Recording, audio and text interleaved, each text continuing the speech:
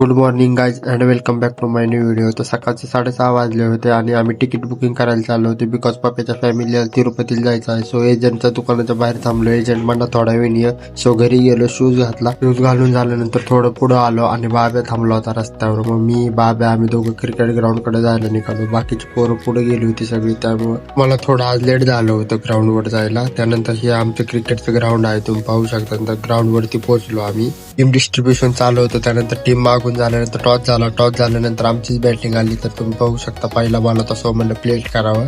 कॅमेरामॅनने late video घेतला, तुम्ही पाहू शकता. मी फुल शॉट मारला होता. त्यानंतर अजून एक फुल शॉट मारला. तर मला शॉट कसा वाटला कमेंट मध्ये सांगा. 3 बॉल 3 सिक्स मारले होते. तर तुम्ही मला कमेंट मध्ये सांगा मी आउट झालो असतो का नॉट आउट झालो असतो हे व्हिडिओ पाहून. त्यानंतर थोडाच वेळ कॉन्ट्रोवर्सी चालू झाली बिकॉज नो बॉल आहे का नाही, त्यामुळे यांची भांडण चालू होती. त्यांची भांडण मिटल्यानंतर मी फिल्डिंगला आलो. तर ही माझी फेवरेट जागा आहे फिल्डिंगची. मॅच वगैरे संपली, मग आम्ही सगळी चहा प्यायला आलो. काही जणांनी दूध घेतलं होतं, मी कॉफी घेतली होती, तुम्ही पाहू शकता. कॉफी वगैरे पिऊन झाल्यानंतर मला पप्पाचा फोन आला बिकॉज एजंट कडे जायचं होतं. सो मी स्वामी आम्ही दोघे एजंट कडे जायला निघालो. तर तिकीट बुकिंग चालू आहे, तुम्ही पाहू शकता. आणि मी पण तिकीट काढून घेतलं यांच्यासोबत. एखाद्या बारीला मी सुद्धा जाईल बिकॉज माझे पेपर जर नसतील मी नक्कीच फिरायला जाईल आणि चांगले चांगले ब्लॉग व्हिडिओ पोस्ट करीन. तिकीट काढून झाल्यानंतर घरी आलो, टॉवेल घेतला आणि डायरेक्ट पोवायला जायला निघालो. मी बाबा आणि पप्पा आम्ही तिघे एका गाडी होतो आणि बाकीचे पोरं दुसऱ्या गाडीवर होते. तर तुम्ही विहीर पाहू शकता. त्यानंतर फायनली विहिरीवरती पोहोचलो.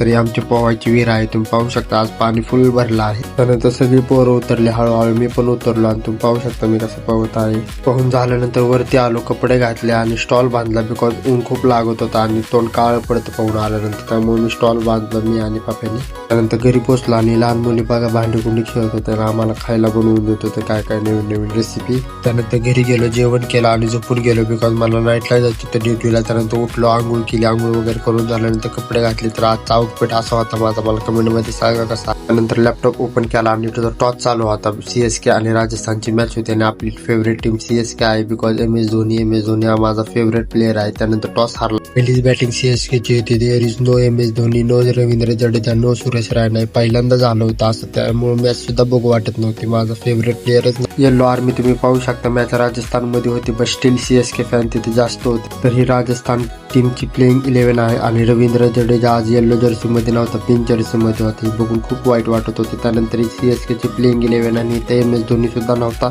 रवींद्र जडेजा सुद्धा नव्हता. ही प्लेइंग 11 बघून खूप सॅड वाटत होतं बिकॉज एम एस धोनी नव्हता. एम एस धोनी साठीच आम्ही IPL बघतो. 1 वर्षभर वेट करतो 2 महिन्यासाठी बिकॉज एम एस धोनी येईल खेळ.